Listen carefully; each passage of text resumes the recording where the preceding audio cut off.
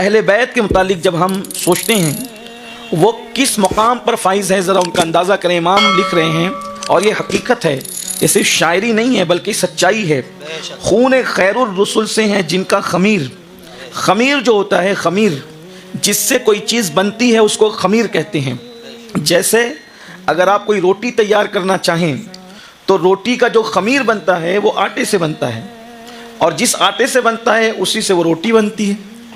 اگر گیہوں کا آٹا ہے تو روٹی جو ہوگی وہ گیہوں کی ہوگی، باجرہ کا آٹا ہے تو گیہوں وہ روٹی باجرہ کی ہوگی، مکئی کا آٹا ہے تو روٹی مکئی کی ہوگی۔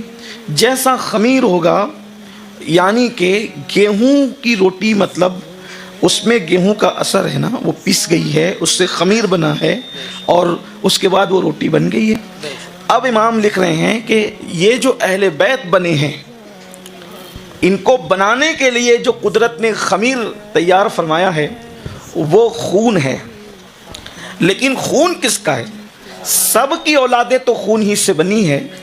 مثال کے طور پر کوئی پٹھان صاحب کے خون سے بنا، کوئی مغل صاحب کے خون سے بنا، اسی طریقے سے کوئی شیخ صاحب کے خون سے بنا، کوئی اور خون سے بنا، سب کے خون الگ الگ ہیں۔ جو جس نسب سے ہے اس کا خون اس کے باپ داداؤں سے ہے، اور جو اہل بیت ہیں تو ان کا خون کسی رسول کے خون سے ہو تو بھی بہت بڑی بات ہے کہ خون رسول بڑی چیز ہے۔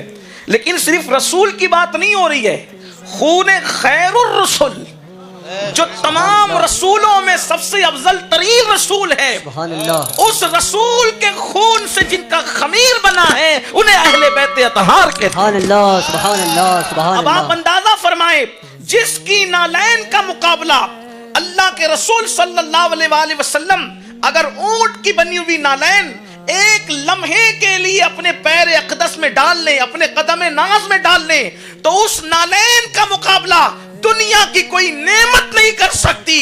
اللہ اکبر!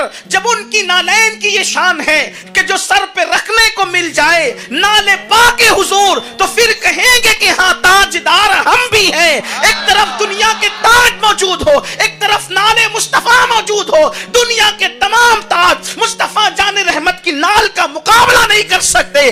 آپ بتائیں جب نال کا مقابلہ نہیں ہو سکتا تو اس آل کا جس میں خون خیر و رسل موجود سبحان اللہ۔